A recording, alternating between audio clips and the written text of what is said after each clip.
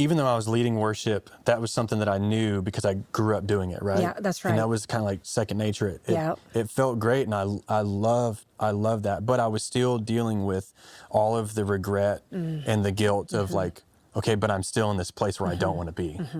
Like, I have the guitar back in my hands, but it still feels like there's this disconnect.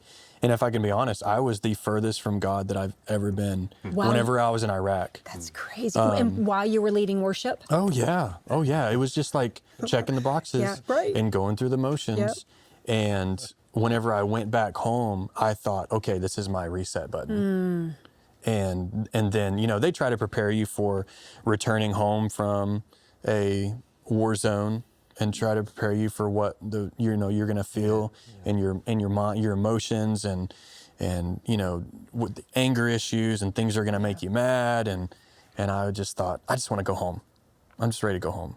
And that everything just hit me blindsided. I went back to drinking.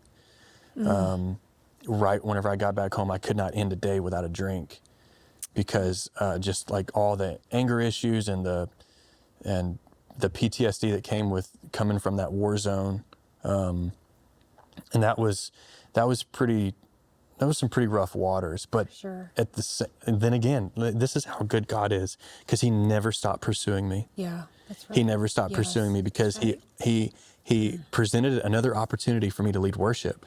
It was a friend and a mentor of mine. He said, "Hey, I lead this Friday night Bible study." He knew I had just come back from Iraq.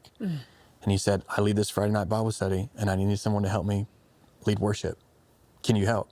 I was like, "Sure." And that's whenever I stopped drinking. I remember coming back from Friday night Bible study, and I thought, all right, I'm just going to dump all this down the drain. Wow. And I'm done with it. Wow. I'm done with it. But at the end of 2020, the Lord said, "Justin, I want you to lead a night of worship. I want you to lead a night of revival in your hometown." And I was like thinking, okay, Lord, I'm all game. Where do you want me to do this? Let's do it. I feel like you have my attention. Where do you want me to do this night of revival? He said, "I want you to do it at the courthouse." I said, "You can forget it." The one where you had been? Yeah. And I said, "Lord, you can forget it? You can forget it?" Yeah. Really? I said, "You can forget it. You're going to have to find a different venue or a different servant, because I'm not willing. I don't want to go back to the same place I got bad memories." Yeah. Wow. And I lost that argument with the Lord. Sure. He just kept telling me. And whenever I thought, I had all the excuses, right? I had all the excuses. I had all the reasons of why this wouldn't work.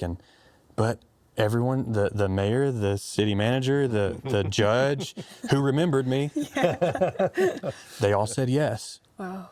And I remember showing up on that stage, and I have my band with me, and I'm still selfishly thinking, the Lord has brought me here. The Lord has brought Justin here to bring revival to his hometown. And the Lord ever so kindly, just with His still small voice, said, "Justin, I didn't bring you here for them.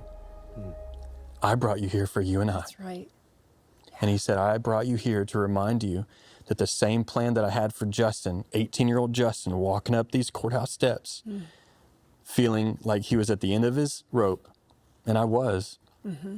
He said, "I want to remind you that the same plan that I had for you then is the same plan that I have for you now. Amen. The only difference is that I have your undivided attention."